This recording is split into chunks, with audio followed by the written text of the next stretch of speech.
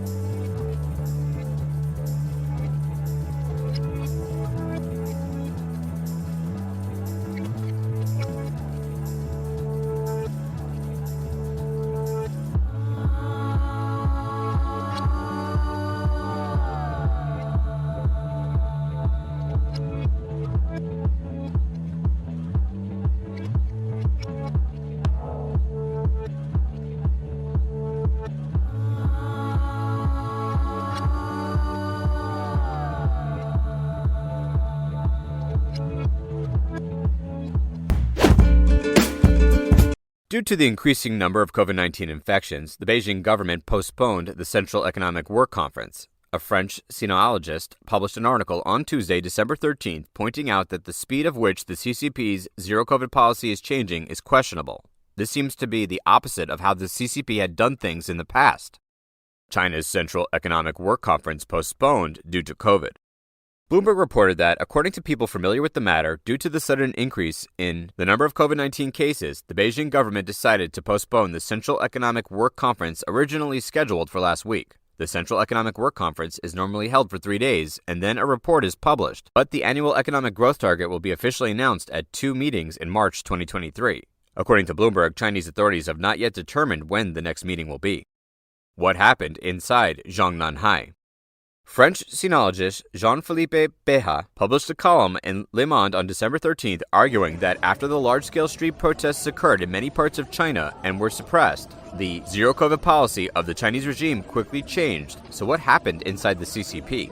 Beha wrote that since the founding of the CCP in 1949, for the first time, protesters demanded that Xi Jinping step down and chanted the slogan, "Down with the Communist Party," and clearly defined their political request as "We want freedom, we want the rule of law." To Beha's knowledge, Chinese authorities have begun to use high-tech means to search for protesters. In the past few days, a number of young protesters have been approached by police or received threatening calls from the police, many of whom had to remove firewall applications, VPNs, like Telegram and Signal, to communicate and mobilize protests. In China, circumventing the firewall is considered illegal by the CCP and subject to arrest. Universities in China will give students the Lunar New Year break a month early to prevent them from congregating on campus and holding further protests. In addition, police have seized suspected protest sites in several cities and arrested those who dared to go there. Beha wrote, "Who would have thought that the zero-COVID policy personally decided by Xi Jinping, symbolizing the superiority of the socialist system, would be thrown away so quickly under the pressure of street protests? This is not the case with the previous approach of the CCP. The usual practice of the CCP is to first suppress and imprison leaders, and then adjust some policies to assuage discontent. The rapid change in attitude of the CCP today makes one wonder what is going on within the CCP." Beha believed that despite Xi's victory on October 23rd, people still doubt whether there is infighting within the party. Although there isn't even an opposition factor on the Politburo Standing Committee, does Xi have any enemies within the party? Maybe some in the leadership blamed him for the zero-COVID policy that has done so much damage to the economy and fueled public discontent? Did some leaders force Xi to change course? Either way, after a month in power, the protests appeared to have undermined Xi's hardline image. Surprising statements from Chinese state media. Beha pointed out that it is remarkable that the obituary published by the CCP's People's Daily on the death of former CCP leader Jiang Zemin was shocking. It normally represents the opinion of the entire CCP leadership, yet Jiang's obituary contains a surprising claim that he voluntarily proposed leaving the CCP Central Committee before the CCP's 16th National Congress, relinquishing the post of party and state leadership, as well as promoting the replacement of the old with the new leadership. Beha said that the passage appeared to be direct criticism of Xi. Although he was elected to a third term, Xi has yet to name a successor. Beha said that people did not understand how such a blatant criticism could appear in such an important document published in all newspapers in China. And also he broadcast on radio and television. How will Xi react? Does he have all the power in his hands? Will he do some self-reflection and retreat to the second line as Mao Zedong did after the Great Leap Forward in 1962? Beha believed that there may be some incidents in the future. The pandemic in China is at full-blown outbreak, and the number of infections and deaths has skyrocketed. Although authorities are not reporting the number of pandemic deaths, the demand for cremations and funerals at local funeral homes has spiked. It is reported that currently in Beijing, morgues have to put 2 bodies into one drawer, and there is a morgue that had to leave 30 bodies on the ground. Some funeral homes bought cold containers, storing 20 to 30 bodies. On December 17th alone, more than 2,700 people died at home from the pandemic in Beijing, and now they have to wait more than 10 days to be cremated. The last time China's National Health Commission reported a death from the pandemic was on December 3rd, and Beijing's last report was on November 23rd. However, according to reports, 2 senior state media reporters have died after being infected in Beijing. These are the first 2 deaths known to the outside world after the CCP eased pandemic measures. Hong Kong's Mingbao newspaper reported on December 17th that an employee at the China-Japan Friendship Hospital morgue in Beijing said that the freezers were full, and on December 16th there was a pile of 30 corpses waiting to be frozen. Morgue staff at Peking University No. 3 Hospital also pointed out that all the hospital's freezers are full, and that currently even the corpses sent by 120 emergency centers cannot be received. The article also pointed out that most of the staff at the 12 government-run funeral homes in Beijing said that there was currently a backlog of bodies that had not been cremated, and it took a long time to schedule them. Some funeral homes refused to accept bodies outside the locality. An employee even said that the number of cremated bodies being sent was too much and bluntly stated that the phone never stopped ringing and we can't take new appointments. According to some sources in the funeral industry in Beijing, funeral homes are now open 24 hours a day. Larger funeral homes such as Babaoshan and Dongzhou in the city may cremate more than 300 people every day, but there are still more than 2,000 bodies left that can't be cremated in 1 week. Due to the large number of unfrozen bodies, the 2 funeral homes urgently purchased cold containers to store the bodies. According to data from Beijing's website, 12 funeral homes have a total of 90 crematoriums. Their performance is the same as that of Babaoshan Funeral Home, which can cremate more than 4,000 bodies if it operates 24/7. In addition, it is worth noting that since the pandemic outbreak in China, funeral company costs have skyrocketed compared to that about 10,000 yuan or $1,432 in November. The freezing and cremation service has currently doubled to $2,865 to $4,300.